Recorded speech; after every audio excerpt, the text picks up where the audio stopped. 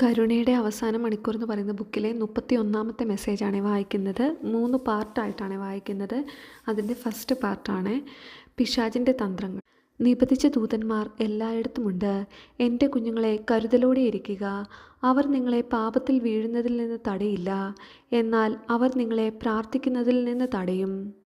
കുഞ്ഞുങ്ങളുടെ ഹൃദയത്തിൽ ദൈവത്തിൻ്റെ സ്നേഹത്തെക്കുറിച്ചുള്ള സംശയം അവർ ഇടവിടാതെ കുത്തിവെക്കും. ഇന്ദ്രിയങ്ങളുടെ പ്രലോഭനത്തെ ആയുധമാക്കിക്കൊണ്ട് അവർ നിങ്ങളുടെ വഴി തെറ്റിക്കും. അവരെ അകറ്റി നിർത്താൻ ശക്തമായ പ്രാർത്ഥനയാണ് വേണ്ടത്. സാത്താനും അവൻ്റെ ദുഷ്ടാരൂപികളും വളരെയധികം ശക്തരാണ്. അവർ അത്ര എളുപ്പമൊന്നും വിട്ടുകൊടുക്കുകയില്ല. എൻ്റെ അടുത്തേക്ക് സഹായത്തിനായി വരാൻ ആഗ്രഹിക്കുന്നവരെ അവർ തടയും.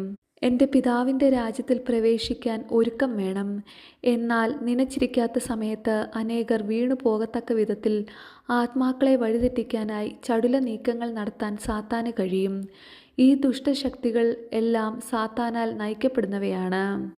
എൻ്റെ കുഞ്ഞുങ്ങളെ, മുന്നറിയിപ്പ് അനേക ദശലക്ഷങ്ങളെ മാനസാന്തരപ്പെടുത്തുമെങ്കിലും നിങ്ങളിപ്പോൾ തന്നെ ഒരുങ്ങിക്കൊള്ളുക. സാത്താൻ്റെ ശക്തികൾ ഉറുമ്പിനെപ്പോലെയാണ്. അവ മണിക്കൂറിന് ആയിരക്കണക്കായി പെരുകുന്നു.